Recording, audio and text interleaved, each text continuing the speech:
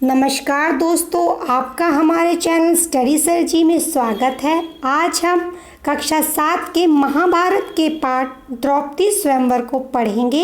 इससे पहले के सभी पाठ और उन पाठों के प्रश्नोत्तर पढ़ाए जा चुके हैं जो कि हमारे चैनल की प्लेलिस्ट में है। तो चलिए अब हम पाठ को शुरू करते हैं। द्रौपदी स्वयंवर। जिस समय पांडव एक चक्रा नगरी में ब्राह्मणों के वेश में जीवन बिता रहे थे, उन्हीं दिनों पांचाल नरेश की कन्या द्रौपदी के स्वयंवर की तैयारियां होने लगी। एक चक्रा नगरी के ब्राह्मणों के झुंड पांचाल देश के लिए रवाना हुए। पांडव भी उनके साथ हो लिए। पांचों भाई माता कुंती के साथ किसी कुम्हार की झोपड़ी में आ टिके। पांचाल देश में भी पांडव ब्राह्मण वेश ही धारण किए रहे। इस कारण कोई उनको पहचान न सका। स्वयंवर मंडप में एक वृहदा का धनुष रखा हुआ था, जिसकी डोरी चारों तरफ से बनी हुई थी। ऊपर काफी ऊंचाई पर एक सोने की मछली टंगी हुई थी। उसके नीचे एक चमकदार यंत्र बड़े वेग से घूम रहा था। राजा द्रुपद ने घोषणा की थी कि जो राजकुमार पानी में प्रतिबिंब देखकर उस भारी धनुष से तीर चलाकर ऊपर टंगे हुए निशाने यानी मछली को गिरा देगा, उसी को द्रौपदी वरमाला पहनाएगी। इस स्वयंवर के लिए दूर दूर से अनेक वीर आए हुए थे।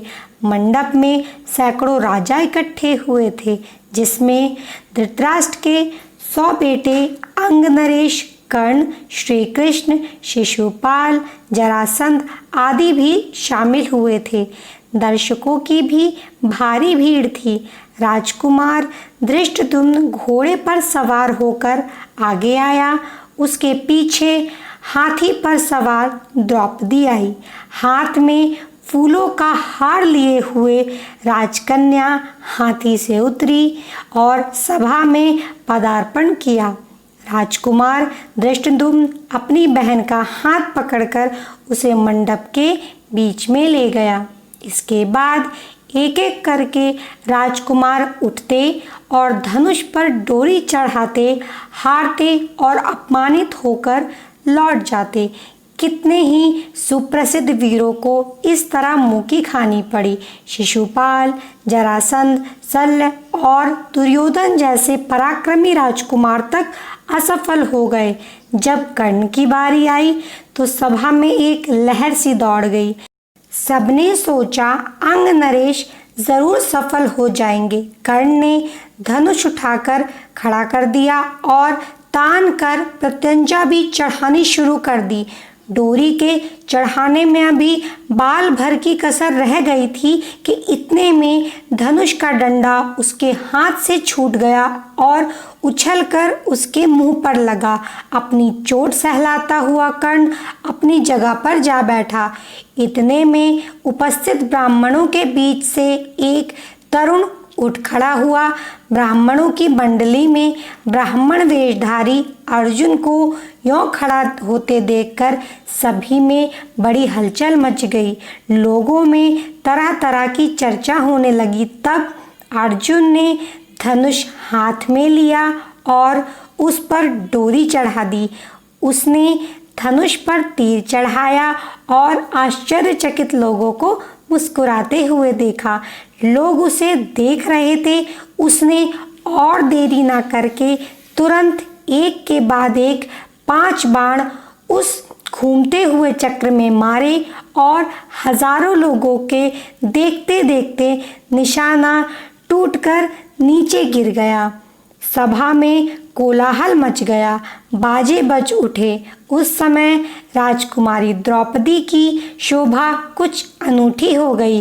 वह आगे बढ़ी और सकुचाते हुए लेकिन प्रसन्नता पूर्वक ब्राह्मण वेश के में खड़े अर्जुन को वरमाला पहना दी। माता को यह समाचार सुनाने के लिए युधिष्ठिर, नकुल और सहदेव तीनों भाई मंडप से उठकर चले गए, परंतु भीम नहीं गया। उसे भय था कि निराश राजकुमार कहीं अर्जुन को कुछ कर न बैठे। भीमसेन का अनुमान ठीक ही निकला। राजकुमारों में बड़ी हलचल मच गई। उन्होंने शोर मचाया। राजकुमारों का जोश बढ़ता गया। ऐसा प्रतीत हुआ कि भारी विप्लव मच जाएगा। यह हाल देखकर श्री कृष्ण, बलराम और कुछ राजा विप्लव मचाने वाले राजकुमारों को समझाने लगे।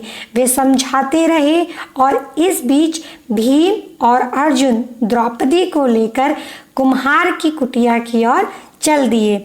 जब भीम और अर्जुन द्रौपदी को साथ लेकर सभा से जाने लगे तो द्रुपद का पुत्र धृष्टद्युम्न चुपके से उनके पीछे हो लिया।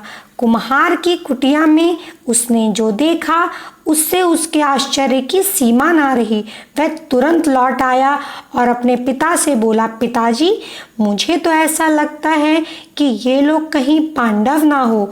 बहन द्रौपदी उस युवक की मृगछाला पकड़े जब जाने लगी तो मैं उनके पीछे हो लिया। वे एक कुम्हार की झोपड़ी में जा पहुँचे।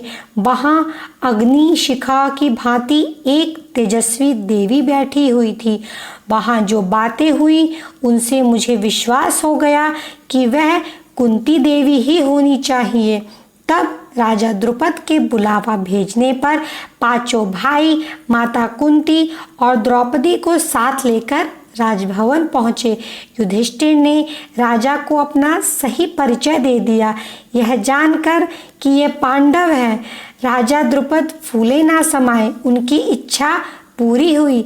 महाबली अर्जुन मेरी बेटी के पति हो गए तो फिर द्रोणाचार्य की शत्रुता की मुझे चिंता नहीं रही।